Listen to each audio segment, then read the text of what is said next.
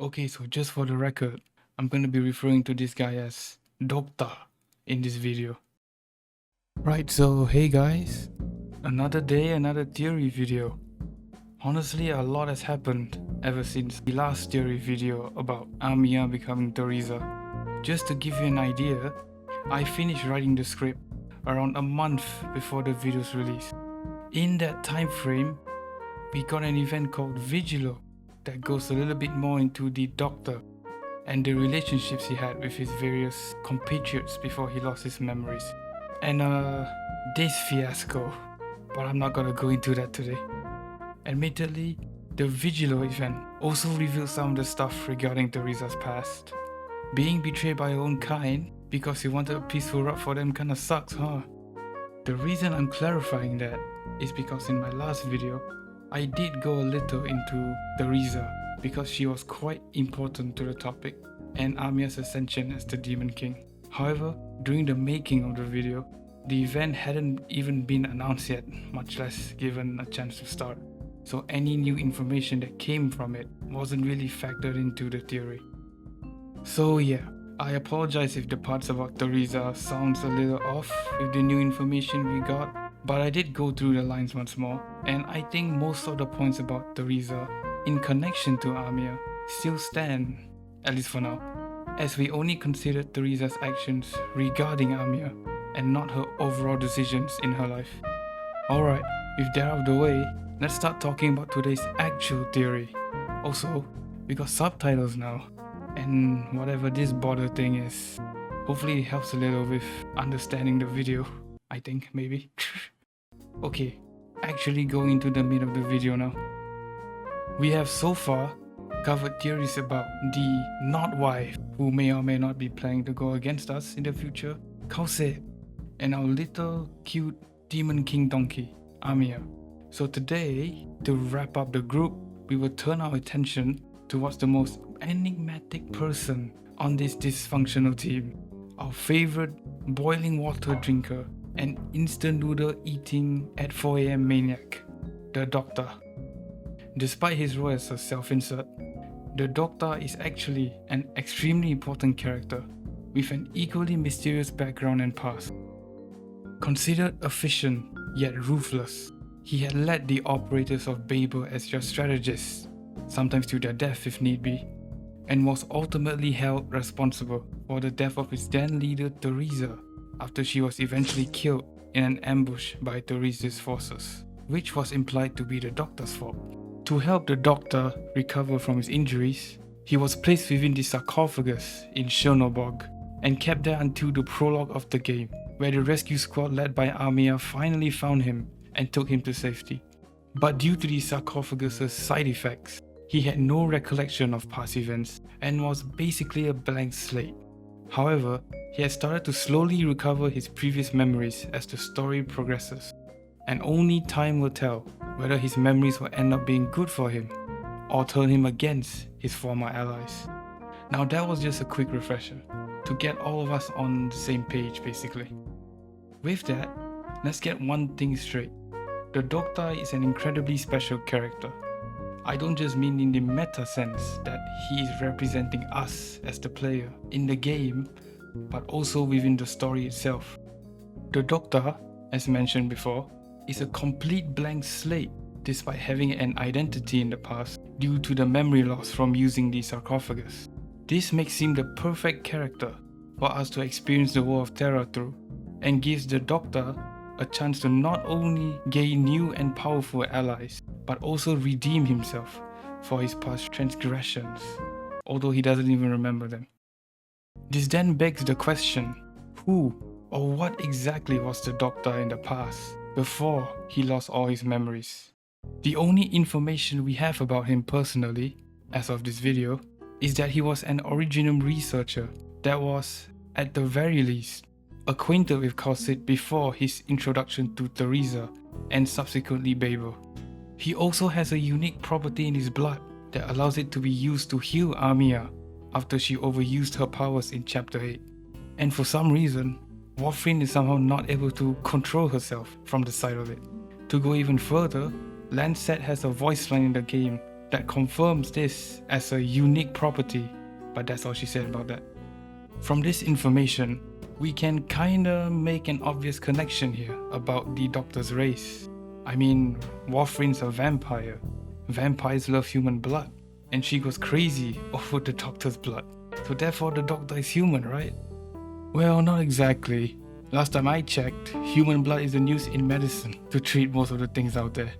Plus, there has been no evidence of what we consider as normal humans ever existing within the world of Terra. However, this doesn't mean the Doctor is necessarily from a Terran race at all. Remember the sarcophagus? We saw the effects it had when a person native to Terra, which was Mephisto, used it, as he was transformed into a bird-like creature, which is implied to be a more primal state of being, before they evolved into their more humanoid forms we see them in today. But, while some parts of his consciousness were intact, the side effects of this sarcophagus were too great, and his lifespan was massively shortened. Surprisingly though, the Doctor can somehow avoid the worst of the sarcophagus side effects. Of course, not to downplay his amnesia in the slightest, but would you rather lose all your memories or turn into a giant bird that would die in the next 10 minutes? Yeah, that's what I thought. Clearly the second option is he was extracted from the sarcophagus pretty much physically fine and made a full recovery after given time to rest, minus the memory loss of course. But why exactly can he use the sarcophagus and not regress in evolution like Mephisto did? Now this is where we get to the fun part. Personally, I think the reason he wasn't affected by the regression effect of the sarcophagus is not because of something about his biology that's preventing his body from being turned back in time, which is totally possible as well from the whole special blood thing. Maybe he has some other factors that make him immune to it, but because he actually doesn't have a previous state to revert to. The Doctor, despite the evolution that transformed the other Terran ancients, somehow managed to physically stay similar, if not completely unchanged from the original form of his species. In other words, this means that the Doctor was around from the very beginning of Terra, as all the other races were still in their primitive form, and had lived alongside them as they evolved into their more humanoid forms. This also means that the Doctor isn't from any of the known races that live in Terra currently, and his race most likely existed before the current Terra. It's even possible that his race, with some help from a certain green-wearing medic, was responsible for the creation of the sarcophagus, which might have helped the Doctor to live as long as he has. Now the question is, what happened to his people? That question will be answered later. Let's recap what we have gone through. The Doctor came from a mysterious advanced race from before the Terra of today that has been completely erased, and has a way of prolonging his life for a ridiculously long time. He also has special properties in his blood that allows it to be used to heal. What else is missing? Oh right, Priestess. Priestess was the only other person, other than chyt, to personally know the Doctor. In fact, their bond might have been way deeper than just colleagues. So deep was their bond that her lines towards the Doctor when he unlocks the memory of her resemble the words a loved one would say to another. Unfortunately, her fate is unknown. At the very least, however, we can say that she was still alive after Rhodes Island's formation, as she had appeared in the third PV, wearing a Rhodes Island coat similar to the Doctor's. Now how exactly does she fit here? Well, she might have been the only other person from the Doctor's race that was still alive. Considering she had placed the Doctor in the sarcophagus before, she clearly knew how to operate the ancient machine and wasn't afraid to put him in it. In fact, she might have even used it alongside the Doctor to prolong their lifespans in the past, which explains her composure and complete trust that the sarcophagus might have been able to save the Doctor in that moment. With all of that, it might not even be a stretch to say that they were both the last two remaining survivors of their race, and had used the advanced technology of their civilization to prolong their lives over the centuries. But then why would they feel the need to intentionally do that? Is it just how their people lived in the past? Or were they aware of something nobody in Terra, minus chyt probably, knows about? a threat that might resurface again thousands of years into the future that their race might have been defeated by. And the only hope that Terra had lied in 3 people who managed to escape and live on. It might be even possible that whatever caused the Doctor's race to go extinct was also responsible for the catastrophes that brought Originum into this world. But that's pretty much a whole other can of worms that should be saved for another video. So there we have it. The Doctor is secretly from an ancient race of human-like beings with blood that can somehow be used to heal, while also being labeled as special in a world full of magic and Nekomimi girls.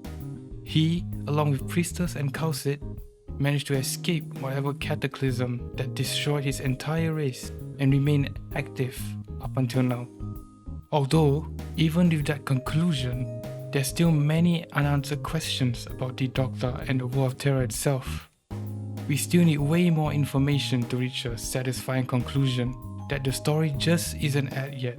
This theory might even be debunked with the next arc as we learn more and more information.